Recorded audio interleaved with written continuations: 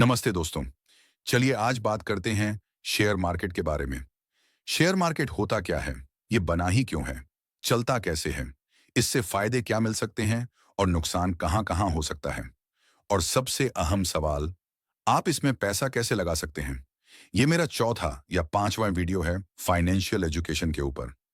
इससे पहले मैंने म्यूचुअल फंड्स, बिटकॉइन और टैक्स सेविंग जैसे टॉपिक पर वीडियो बनाए हैं। आप उन्हें ऊपर आई बटन पर क्लिक करके देख सकते हैं। अब इस वीडियो में हम बात करेंगे शेयर मार्केट की, थोड़ा डिटेल में। स्टॉक मार्केट, शेयर मार्केट या इक्विटी मार्केट, ये तीनों नाम एक ही चीज के हैं। एक ऐसी जगह है जहां आप किसी कंपनी के शेयर खरीद सकते हैं या बेच सकते हैं। मतलब ये कि अगर आपने किसी कंपनी का शेयर खरीदा तो आप उस कंपनी में थोड़ा बहुत हिस्सेदार बन गए, यानी उस कंपनी के एक छोटे से हिस्से के मालिक बन जाते हैं। अब अगर कंपनी को मुनाफा होता है तो उसका कुछ हिस्सा आपको भी मिलेगा, और अगर कंपनी को नुकसान हो जाता है तो उस घाटे का असर आप पर भी पड़ेगा। चलिए इसे एक छोटे से उदाहरण से समझते हैं। मान लीजिए आप एक स्टार्टअप शुरू करना चाहते हैं। आपके पास 10,000 रुपये हैं, लेकिन ये रकम कम पड़ रही है। तो आप अपने दोस्त के पास जाते हैं और उससे कहते हैं, तुम भी 10,000 रुपये लगाओ और हम दोनों मिलकर आधे आधे पार्टनर बन जाएं। इस तरह भविष्य में आपकी कंपनी को जो भी मुनाफा होगा उसका आधा हिस्सा आपका और आधा हिस्सा आपके दोस्त का होगा। इस केस में आपने अपनी कंपनी के 50% शेयर अपने दोस्त को दे दिए। अब यही बात बड़े स्तर पर शेयर मार्केट में होती है। फर्क बस इतना है, वहां आप अपने दोस्त के पास नहीं बल्कि पूरी दुनिया के सामने जाते हैं और सबको इनवाइट करते हैं कि वे आपकी कंपनी के शेयर खरीदें। शेयर मार्केट की शुरुआत करीब 400 साल पहले हुई थी। लगभग 1600 के आसपास डच ईस्ट इंडिया कंपनी हुआ करती थी।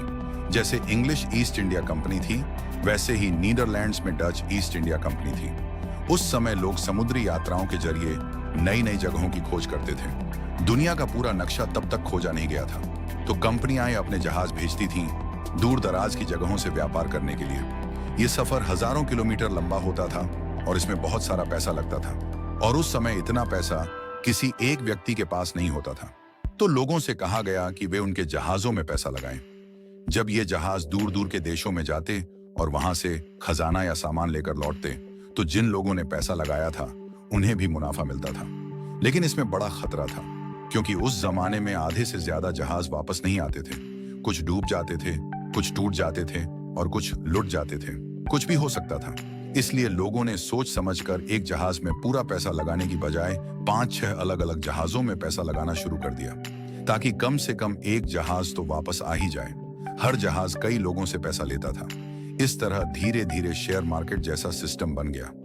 जहाजों की बोली खुल के लगती थी जहां से वो निकलते थे, यानी डॉक पर। धीरे धीरे ये तरीका कामयाब होता गया। कंपनियों को पैसे की जरूरत थी, जिसे आम लोगों ने दिया और बदले में उन्हें भी मुनाफा मिला।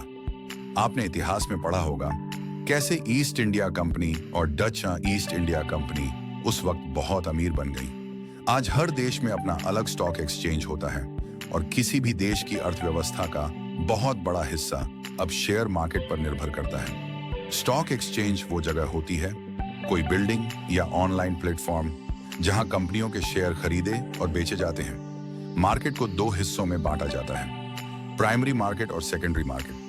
प्राइमरी मार्केट वह होता है जहां कंपनियां सीधे अपने शेयर बेचती हैं। यह कंपनियां खुद तय करती हैं कि उनके शेयर की कीमत कितनी होगी।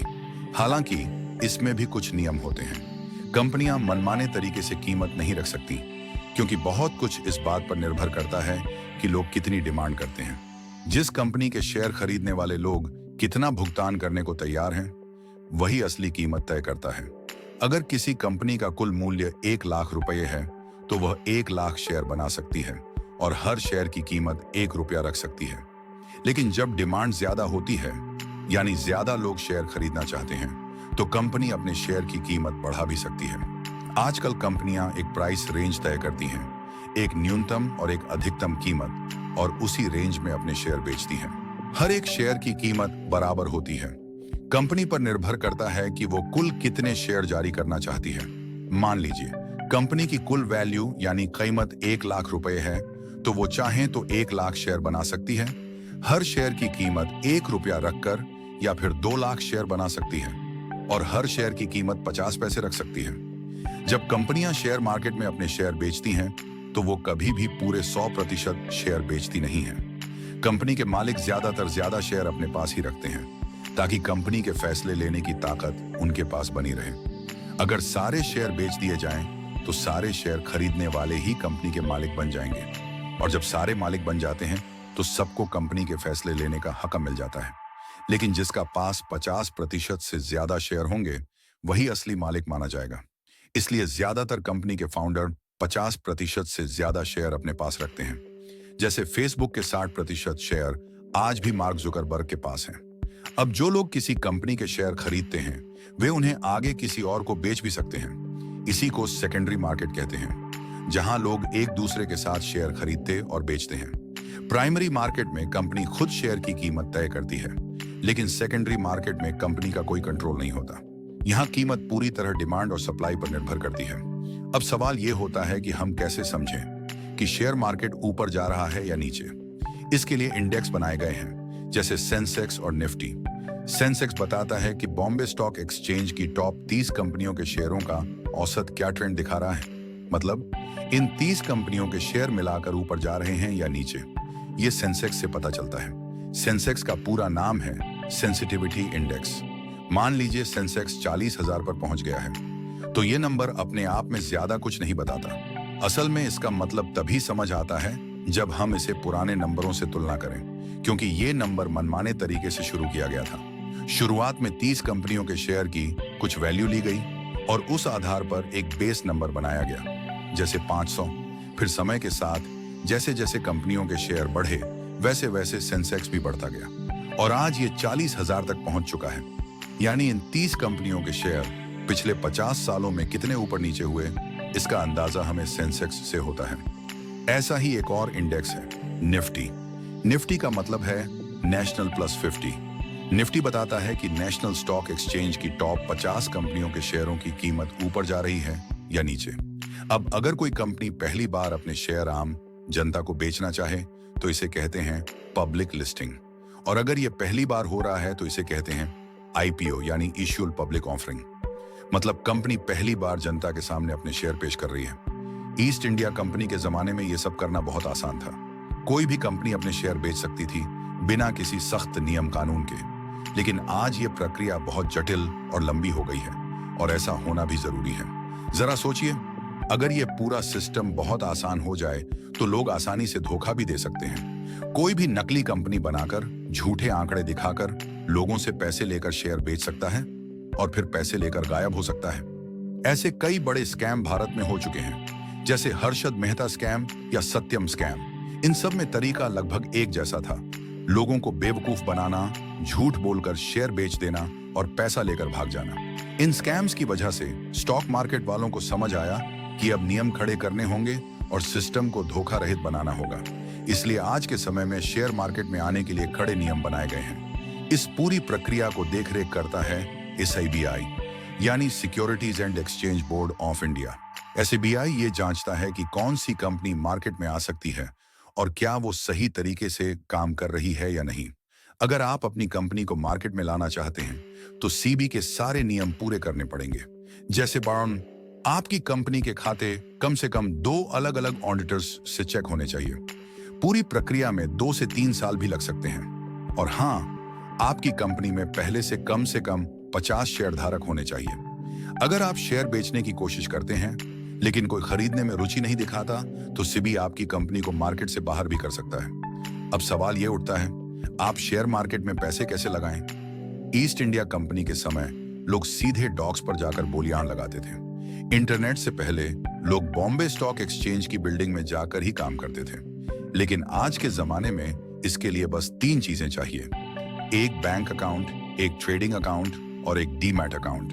बैंक अकाउंट में आपका पैसा होता है, ट्रेडिंग अकाउंट से आप शेयर खरीद और बेच सकते हैं, और डीमैट अकाउंट में आपके खरीदे हुए शेयर डिजिटल फॉर्म में रखे जाते हैं। आजकल ज्यादातर बैंक आपको 3 in 1 अकाउंट देते हैं, जिसमें बैंक अकाउंट, ट्रेडिंग अकाउंट और डीमैट अकाउंट तीनों एक साथ जुड़ जाते हैं। हम जैसे आम लोग जो थोड़ा थोड़ा पैसा शेयर मार्केट में लगाते हैं, उन्हें रिटेल इन्वेस्टर कहते हैं। रिटेल इन्वेस्टर को हमेशा एक ब्रोकर की जरूरत होती है। ब्रोकर वह होता है जो खरीदने और बेचने वालों के बीच का मध्यस्थ होता है। हमारे लिए ब्रोकर कोई बैंक हो सकता है, कोई ऑनलाइन ऐप या प्लेटफॉर्म भी हो सकता है। जब हम ब्रोकर के जरिए शेयर खरीदते या बेचते हैं, तो ब्रोकर अपनी सेवा के लिए एक छोटा हिस्सा लेते हैं, जिसे कहते हैं ब्रोकरेज रेट। अधिकांश बैंक लगभग 1% तक ब्रोकरेज चार्ज करते हैं, लेकिन 1% थोड़ा ज्यादा माना जाता है। आमतौर पर इतना ज्यादा नहीं होना चाहिए। अगर आप खोजेंगे तो ऐसे प्लेटफॉर्म मिलेंगे जो 0.05% या 0.1% ब्रोकरेज चार्ज करते हैं। ये ब्रोकरेज उन लोगों के लिए नुकसानदेह हो सकते हैं जो बहुत बार बार शेयर खरीदते और बेचते हैं। मतलब दिन में कई बार ट्रेडिंग करने वालों के लिए ये चार्ज बार बार कटता है। लेकिन अगर आप पैसे को लंबी अवधि के लिए निवेश करते हैं, तो एक बार थोड़ा ब्रोकरेज देना इतना बड़ा नुकसान नहीं होता, क्योंकि बार बार ये चार्ज नहीं देना पड़ता। यहीं से इन्वेस्टिंग और ट्रेडिंग में फर्क आता है। इन्वेस्टिंग मतलब होता है पैसे को लगाकर लंबे समय तक वहीं छोड़ देना, जबकि ट्रेडिंग में पैसा एक जगह से निकालकर दूसरी जगह बहुत तेजी से लगाना होता है। कुछ लोग ट्रेडिंग को पूरी तरह से अपना काम बना लेते हैं। दिन भर शेयरों की कीमतें देखकर पैसा एक जगह से दूसरी जगह घुमाते रहते हैं और इसी से मुनाफा कमाने की कोशिश करते हैं। अब एक बड़ा सवाल ये उठता है, क्या आपको शेयर मार्केट में पैसा लगाना चाहिए? कई लोग इसे सट्टा या जुआ भी कहते हैं, क्योंकि इसमें रिस्क बहुत ज्यादा होता है। मेरी राय में ये बात कुछ हद तक सही भी है। अगर आप उस कंपनी के बारे में कुछ नहीं जानते जिसमें पैसा लगा रहे हैं, ना उसकी कमाई का रिकॉर्ड, ना उसका इतिहास, ना उसकी परफॉर्मेंस, तो आप बस अंदाजे पर पैसा लगा रहे हैं, जो कि एक तरह का जुआ ही है। कहीं से सुनकर या किसी ने कह दिया, यह कंपनी ठीक है, इसमें निवेश करो, और बिना जांच परख के आपने पैसा लगा दिया, तो आप अपनी मेहनत की कमाई को बिना सोचे समझे जोखिम में डाल रहे हैं। ऐसा कभी नहीं करना चाहिए। सोचिए, जो लोग इस फील्ड में प्रोफेशनल तरीके से काम करते हैं, यानी वे जो हर दिन हर वक्त मार्केट का गहराई से विश्लेषण करते हैं, वे जाहिर तौर पर आम लोगों से बेहतर नतीजे देंगे, क्योंकि उन्हें पता होता है कि किस कंपनी की कीमत क्यों बढ़ रही है या गिर रही है। इसलिए मेरी सलाह यही है, शेयर मार्केट में सीधे सीधे खुद निवेश करने से बेहतर है कि आप उन विशेषज्ञों पर भरोसा करें जो आपके पैसे को सही जगह लगाकर बेहतर रिटर्न दे सकें। एक बहुत ही समझदारी भरा तरीका है म्यूचुअल फंड्स, क्योंकि म्यूचुअल फंड्स में आप खुद यह तय नहीं करते कि पैसा किस कंपनी में लगेगा, बल्कि आप अपना पैसा एक्सपर्ट्स के हाथ में सौंपते हैं और वही एक्सपर्ट्स तय करते हैं कि किस कंपनी में निवेश किया जाए। असल में ज्यादातर म्यूचुअल फंड्स कई अलग अलग कंपनियों में पैसा लगाते हैं ताकि नुकसान का रिस्क कम हो। जैसे कि मैंने शुरुआत में ईस्ट इंडिया कंपनी का उदाहरण दिया था, वहां भी इन्वेस्टर्स ने जल्दी ही समझ लिया था कि सिर्फ एक जहाज में पैसा लगाना सही नहीं है। अगर 5 से 6 अलग अलग जहाजों में निवेश करेंगे तो कम से कम एक जहाज वापस जरूर लौटेगा। यही सोच म्यूचुअल फंड्स की भी है, यानी डाइवर्सिफिकेशन। अगर आपको इस वीडियो से कुछ नया सीखने को मिला हो तो इस चैनल को जरूर सब्सक्राइब कीजिए। E&D स्क्रीन पर आ रही प्लेलिस्ट पर क्लिक करके आपने ज्ञान को वेरीफाई करो और नीचे कमेंट करके मुझे बताइए कि आगे आप कौन कौन से एजुकेशनल या फाइनेंशियल टॉपिक्स पर वीडियो देखना चाहेंगे। हम अगली वीडियो में फिर मिलेंगे।